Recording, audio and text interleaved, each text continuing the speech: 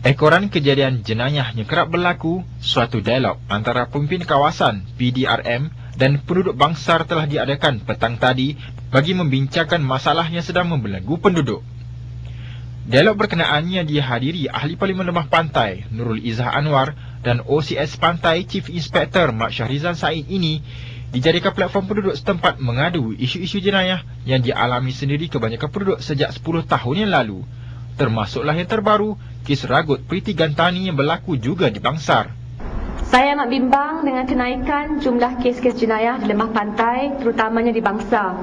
Insiden-insiden seperti rompakan berkumpulan, ragut dan pecah masuk yang kerap berlaku pada waktu siang hari menunjukkan bahawa kita sekarang bukan sahaja terpaksa menghadapi harga barang yang meningkat, tetapi juga jenayah berleluasa dalam kehidupan harian. Langkah-langkah yang sedia ada untuk mencegah atau menyelesaikan kes jenayah belum cukup berhasil. Saya juga hadir bersama kita pada hari ini dengan Puan Priti Gantani, seorang lagi mangsa ragut yang diserang di luar premis ini. Kes Priti hanyalah satu kes dalam ribuan mangsa jenayah yang lain. Beliau cedera di lengan apabila bagnya diragut dan terpaksa mendapat rawatan di hospital selama 4 hari demi menyelamatkan lengannya. Kita bersyukur Priti masih bersama kita pada hari ini.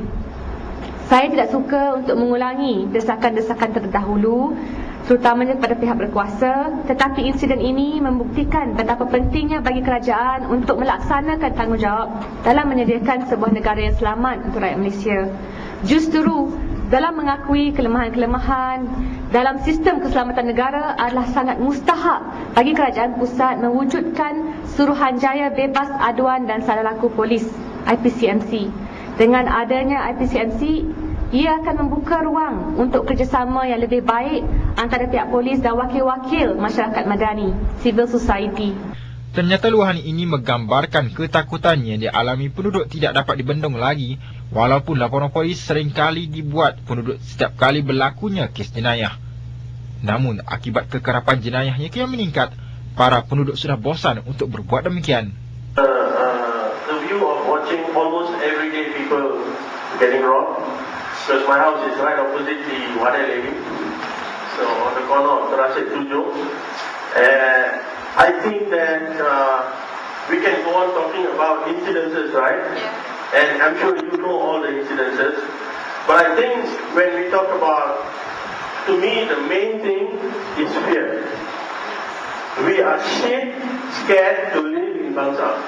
I mean, you're having this rukun tetangga and dialogue sessions and all, I think are long term, and that is basically your education plan. But what about in the interim, in the immediate? And what about having the police force, you know, the police patrolling? I mean, we have two kinds of fear. One is like what was just mentioned, the fear of living, the fear of stepping up, you know, just we are always vigilant, we try, but once in a while we are not. And what about having the police patrolling? Namun ini merupakan statistik dari polis Diraja Malaysia berhubung kes jenayah di kawasan berkenaan. Firstly, I want to give a scenario about a crime situation especially in Bangsar lah. And for my balai pantai, I just cover for Kampung Kerinci, Pantai Dalam, Bangsar, Bukit Panaraya, and also section 16 PJ. And for statistic, I give you statistic for January to May 2007 compare with January May 2008, 5 months. Crime is reduced. Yes, I know, but this is statistic. This is statistic. I don't know lah, whatever you lodge a report or not. Not this, because I have statistics. Akhirnya, di penghujung dialog berkenaan, Nurul Izzah mencadangkan penduduk setempat menubuhkan satu jawatankuasa bagi meredakan kes jenayah yang kerap berlaku di kawasan berkenaan. Jawatankuasa yang turut dianggotai Nurul Izzah ini akan bekerja rapat dengan polis untuk menangani kes terbabit. That's why at the end of the day, it goes back to structural issues. But anyway, this goes back to the need to change certain archaic laws, especially on how the police can better or able perform their duties. And I think I know about police reports. This is a huge problem. My mother-in-law also faced the same problem when she was attacked. But unfortunately, if we do not report it, it will not be displayed on the statistics. Therefore, when you come in parliamentary sessions and bring it up, they will say there's proof that the crime rate has reduced, so we don't have any need to review the current situation. So this is a huge problem. That's why when I met Lucky Garden resident associations, I said, I'm sorry, but please, as painstakingly it is, for now, in the interim, we would have to lodge police reports. I think the second issue is in terms of the number one policeman for 1,500 people. I think the number we got in Parliament was close to 1 for every 275. Meaning, a lot of police personnel out there are not being utilised for crime prevention purposes. I think today, as something that we can start with, something tangible, we can set up a committee.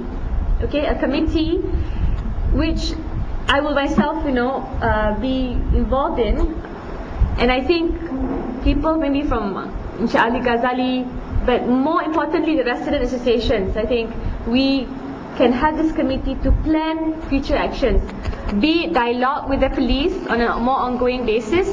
So you establish a sort of, at least you can tell the police which areas to cover. Jalan Tempinis, maybe for now we're being neglected.